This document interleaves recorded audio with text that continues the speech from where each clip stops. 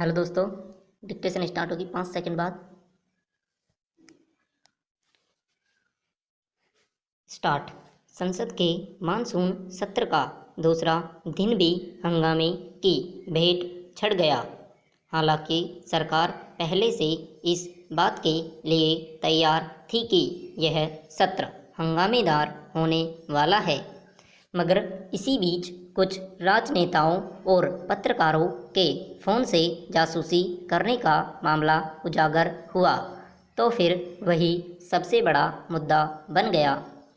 परंपरा के मुताबिक प्रधानमंत्री सदन में अपने नए मंत्रियों का परिचय कराना चाहते थे, पर हंगामे की वजह से वह भी नहीं हो पाया।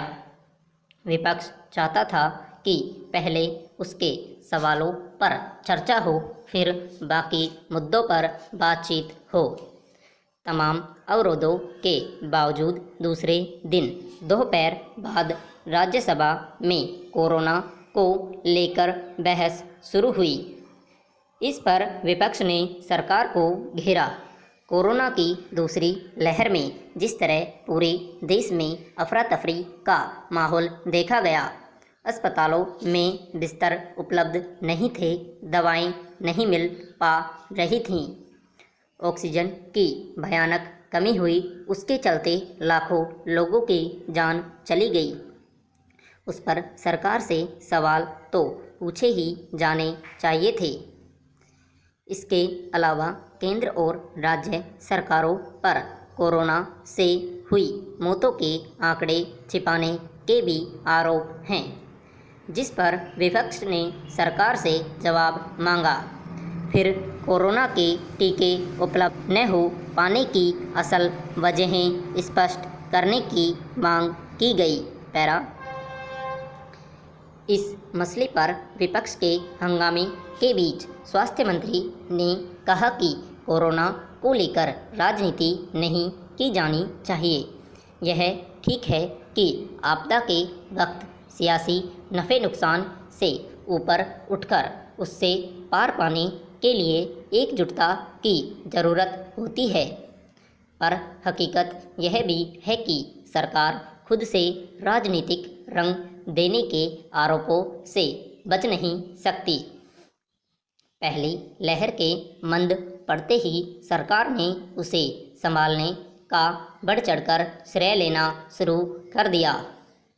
फिर जब टीके लगाने की बात आई, तब भी सरकार ने उसका राजनीतिक लाभ लेने का प्रयास किया। पहले बिहार के चुनाव में मुफ्त टीके की घोषणा की गई, फिर जगह जगह लोगों को लुभाने के लिए इसके मुफ्त वितरण की बात कही गई। जब विपक्षी दलों ने सवाल उठाए तो बार बार टीकाकरण की घोषणाएं की गई। फिर उसका भी श्रेय लेते हुए देश भर में होर्डिंग लगाए गए।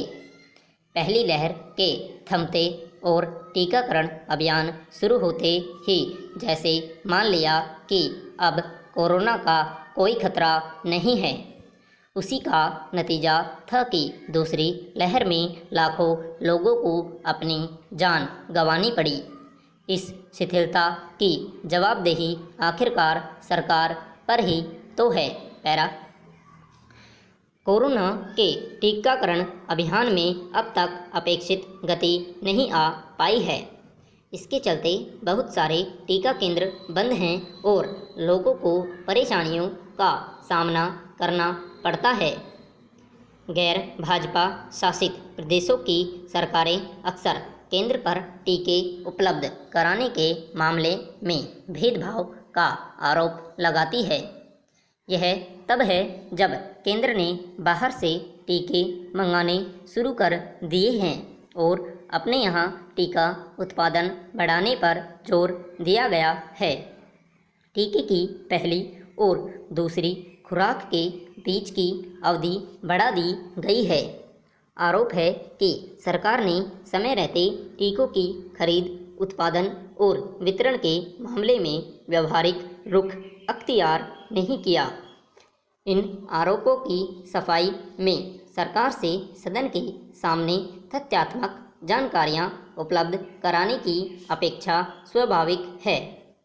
वह यह कहकर इससे अपना पल्ला नहीं झाड़ सकती कि इस मुद्दे पर राजनीति नहीं होनी चाहिए। पैरा दिल्ली, गुड़गांव सहित राष्ट्रीय राजधानी क्षेत्र में सोमवार को हुई बारिश ने लोगों को राहत तो दी, पर कहीं ज़्यादा आफत भी खड़ी कर दी। ज़्यादातर इलाकों में पानी भर गया, सड़कें टूट गई। एक ही दिन की बारिश में नाले उफन पड़े। इन सब का असर यह हुआ कि जगह जगह यातायात जाम हो गया, लोगों की सांसें फूलने लगी। महानगर को नर्क कर देने वाली घटनाओं ने सरकार और निगमों के दावों की पोल खोल कर रख दी। दिल्ली सरकार लगातार दावे करती आ रही है कि बारिश के हालात से निपटने के लिए उसने हर तरह से तैयारी कर ली है। नालों की साफ सफाई हो चुकी है, पानी की निकासी की व्यवस्था दुरुस्त है, आदि आदि, पर देखने को कुछ और ही मिला। हालात बता रहे हैं कि अगर सरकार ने ये सब काम किए होते तो आज ये हाल नहीं होता। मानसून को दस्तक दिए अभी हफ्ता भर ही हुआ है। अगर पहले ही बारिश में यह हाल है तो अगले 2 महीने की बारिश में क्या होगा। पैरा सवाल बारिश का भी उतना नहीं है, बारिश तो होती ही रहेगी, होनी भी चाहिए। अगर मानसून में ही मूसलाधार पानी नहीं पड़ेगा तो कब पड़ेगा।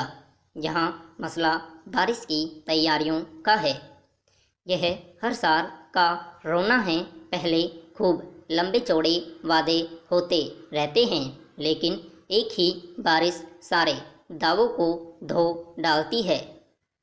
इसका मतलब तो यही है कि तैयारियां कागजों में होती हैं, ज़मीन पर नहीं, वरना कैसे 250 से ज़्यादा इलाके एक ही दिन की बारिश में जलमग्न हो जाते। कैसे सड़कें टूटने लगी। दिल्ली के द्वारका इलाके में एक चलती कार सड़क में ही समा गई। जाहिर है सड़क नीचे से खोखली पड़ चुकी थी और कार का बोझ भी नहीं सह पाई। हालांकि कार सवार बच गया, पर ऐसा हादसा जान भी ले सकता था। सड़क टूटने के कारण हुए इस हादसे की जिम्मेदारी कौन लेगा। यह कह तो डाला नहीं जा सकता कि बारिश में ऐसे हादसे तो होते ही रहते हैं। पैरा अगर पहली ही बारिश ने ऐसा झटका दिया है तो इसके लिए बारिश नहीं, सरकार और नगर निगम जिम्मेदार है। साफ सफाई का काम नगर निगमों का है। दिल्ली सरकार का लोक निर्माण विभाग और बाढ़ नियंत्रण विभाग भी है। बरसाती नालों की सफाई से लेकर सड़कों के रखरखाव का काम इन्हीं विभागों के पास है, पर एक दिन के बारिश में उफने नाले और जगह जगह पानी भर जाना बता रहा है कि किसी ने अपनी जिम्मेदारी ठीक से नहीं निभाई।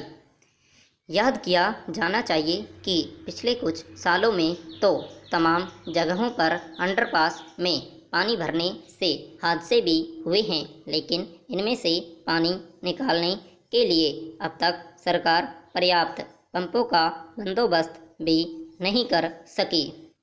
हालांकि दिल्ली के मुख्यमंत्री ने पानी निकासी के लिए विश्व स्तरीय प्रणाली तैयार करने का वादा किया है, पर सवाल है कि जो सरकार लंबे समय से सत्ता में है और हर साल बारिश में ऐसी समस्याओं का सामना करती आई है, वह अब तक ऐसे बंदोबस्त क्यों नहीं कर सके।